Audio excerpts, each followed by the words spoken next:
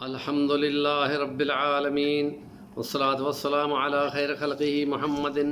وعلى آله وأصحابه أجمعين أما بعد أعوذ بالله من الشيطان الرجيم بسم الله الرحمن الرحيم أذن للذين يقاتلون بأنهم ظلموا وإن الله على نصرهم لقدير وقال الله تعالى في مقام آخر وقاتلوا في سبيل الله الذين يقاتلونكم لا تعتدوا إن الله لا يحب المعتدين وقال الله تعالى في مقام أخرى لقد كان لكم في رسول الله أسوة حسنة صدق الله العظيم رب اشرح لي صدري ويسر لي أمري واحلل عقدة من لساني يفقهوا قولي۔ ایمان والوں کو اجازت دی جاتی ہے کہ وہ جب دشمن ان پر ظلم کرتا ہے، ان پہ قتل و غارت کرتے ہیں، تو وہ تلوار اٹھا کر اپنا دفاع کر سکتے ہیں، اور قتال کرو، جنگ کرو ان کے ساتھ، اللہ کی راہ میں نیت فی سبیل اللہ، اللہ کی رضا کی خاطر جنگ والے کام میں لگو، وہ جو تم سے جنگ کرتے ہیں، اور زیادتی نہ کرنا، کیونکہ زیادتی کرنے والے اللہ کو پسند نہیں ہیں، اور تحقیق تمہارے لیے رسول اللہ صلی اللہ علیہ وسلم کی زندگی میں بہترین نمونہ ہے۔ یہ 3 آیات آپ کے سامنے پڑھی ہیں، اور ایک پڑھی ہے اس میں جو سورۃ البقرہ کی 190 آیت ہے کہ ان کے ساتھ جنگ کرو۔ فی سبیل اللہ کی یہ باقاعدہ قید ہے، وہ غلط فہمی جو عالم اسلام کو بدنام کرنے کے لیے اغیار قائم کرتے ہیں کہ اسلام تلوار سے پھیلا، اور یہ کہ اسلام قتل و غارت کا نام ہے، اور یہ جان بوجھ کر نظریہ بیان کیا جاتا ہے۔ اسلام کوئی مذہب نہیں ہے کہ چند رسوم کا نام ہو، وہ چند رسوم ہوں، ان چند رسوم کو ادا کر دو، اور کسی سے کیا تعلق۔ اسلام دین ہے، اور دین اپنا نظریہ بلند کرنے آیا ہے تاکہ باقی ادیان پر اس کو غلبہ حاصل ہو جائے، تو اس لیے اس کا اپنا نظام ہے، نظام ریاست و سیاست ہے، امارت ہے، اور اس میں معیشت ہے، تجارت ہے، اس میں قضاء کے فیصلے ہیں، شرعی نظام ہے، خاندانی نظام ہے، قبائلی زندگی ہے،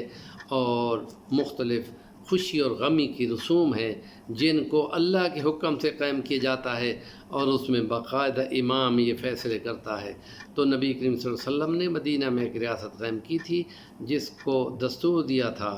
51 دفعات کا، اور اس میں تمام کو پابند کیا تھا۔ تو اس لیے کسی اسلام کے نظام کو یوں سمجھنا کہ وہ ایک مذہب ہے، چند رسوم کا نام ہے، اور یہ کہ اسلام کو، ملت کو ایک قوم سمجھ لینا کہ چند عصباتی یا قومی لیول کی چند رسموں کے ذریعے سے وہ دنیا کے ساتھ جہاد و قتال کرتا ہے، یہ جان بوجھ کر اس میں پھیلائی جاتی ہیں۔ اسلام کا نظام ہے کہ جو مکمل ضابطہ حیات ہے، اور اس میں اس نظام کو قائم کرنے کے لیے وہ اپنا پورا تگدو کرتا ہے۔ اس تگدو کرنے کے مرحلوں میں تبلیغ سب سے پہلے ہے، اور وہ 13 سال مکہ میں باقاعدہ برداشت کر کے ظلم سہ کر جب دشمن مکمل طور پہ نابود کرنے پہ آ جاتا ہے تو خدا کہتا ہے اب اپنی جان بچا کر اور جگہ پہ نکلو۔ اور یہ ہندی کلچر 4 ویدیں ہیں، ان 4 ویدوں کے اندر باقاعدہ لکھا ہوا ہے کہ آخری پیغمبر عربی ہوگا، عربی النسل ہوگا، جو کلام اس پہ آئے گا وہ عربی میں ہوگا، اور پھر وہ کھجوروں والی زمین پر ہجرت کرے گا، کال کی اوتار اس کا نام ہوگا، وہ محمد عربی، وہ مدینے کے کھجوروں والے علاقے میں جب آیا تو دشمن وہاں بھی آ پڑا، تو اس وقت اس کو کہا گیا کہ اب اپنا دفاع تم کر سکتے ہو، تلوار اٹھا سکتے ہو۔ وَأَعِدُّوا لَهُم مَّا اسْتَطَعْتُم مِّن قُوَّةٍ وَمِن رِّبَاطِ الْخَيْلِ تُرْهِبُونَ بِهِ عَدُوَّ اللَّهِ وَعَدُوَّكُمْ، یہ کہ تم ٹھیک ٹھاک لگے ہوئے گھوڑے جنگ کے لیے یہ تیار رکھو، جتنی تم سے قوت جمع ہو سکتی ہے وہ قوت جمع کرو تاکہ دشمن گھر بیٹھے تم سے خوف زدہ ہو۔ ہمارے پیارے پیغمبر کی ایک خصوصیات میں سے ایک خاص شان ہے کہ ابھی 1 مہینہ لگنا ہے دشمن پر چڑھ دوڑنے کو، مہینہ لگے گا تو دشمن پہلے گھر میں بیٹھا کانپ رہا ہوگا۔ یہ قیصر روم نے جب اسلام کی ریاست مکہ فتح ہونے کے بعد اس نے دھمکی دی تھی. نبی کریم صلی اللہ علیہ وسلم نے 30,000 کا لشکر نکالا تھا. وہ بہت تنگی والا لشکر تھا، بہت سخت گرمی کا موسم تھا، اور اس کو دشمن پہلے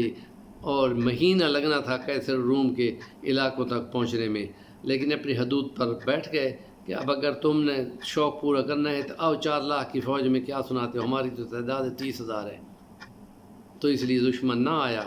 اور یہ پیغمبر صلی اللہ علیہ وسلم کی شان ہے کہ ساری زمین کو آپ کے لیے مسجد بنا دیا گیا، اور تمام دنیا کے انسانوں کی طرف آپ کو نبی بنایا گیا. آپ پوری انسانیت آپ کی امت ہے. اور یہ کہ جہاں بھی نماز کا وقت ہو اس کو مسجد کی طرح کی نماز پڑھنے کی اجازت دے دی گئی ہے. یہ نہیں ہے کہ جہاں مسجد میں جا کے نماز ادا ہو سکتی ہے. کہیں بھی ہل چلاتا ہوا کسان وہیں کے اپنے اس وقت سن 70 کی دہائی میں بیلوں سے کاشتکاری ہوتی تھی، اور 80 کی دہائی میں ٹریکٹر آ گئے تھے، تو وہاں کھڑا کر کے اذان دے کے وضو کر کے وہیں اپنے کھیت میں نماز پڑھ سکتا ہے، اور جنگ کرنے والا اپنے میدان جنگ میں نماز کر سکتا ہے. یہ دین ہے، دین متین ہے، آسان دین ہے. دشمن کے ساتھ ریت کرتا ہے، اور دشمن جب مغلوب ہو جاتا ہے تو اس کے ساتھ درگزر کرتا ہے. دشمن کے قیدی ہاتھ لگتے ہیں تو ضابطہ اخلاق میں ان کو کھلاتا ہے، پلاتا ہے، اپنے سے زیادہ ان کو سہولتیں دیتا ہے. اور ان کی معاشرتی زندگی میں جو بہت سارے اہم پہلو ہیں، جن میں ان کے بچے، ان کی عورتیں، ان کے بوڑھے، ان کے مذہبی پیشوا، ان کی مذہبی کتابیں، ان کے بازار، ان کے کھیت، ان کے باغات، یہ تمام جنگ سے باہر رکھے گئے ہیں. اور کسی قسم کی تخریب کاری وہاں پر جنگ سے باہر رکھ دی گئی ہے. یہ ہے عالم اسلام کو دکھانے والا پیغمبر، جم کہتے ہیں نبی رحمت صلی اللہ علیہ وسلم. جو دشمن پر یوں آتا ہے تو دشمن مجبوراً ان کا کلمہ پڑھنے پہ مجبور ہو جاتا ہے. یہ کہ تلوار رکھ کر وہ گردنیں نہیں اڑاتا، وہ درگزر کر دیتا ہے، اور پھر مجبوراً دشمن خود اس کا کلمہ پڑھ کر اس کی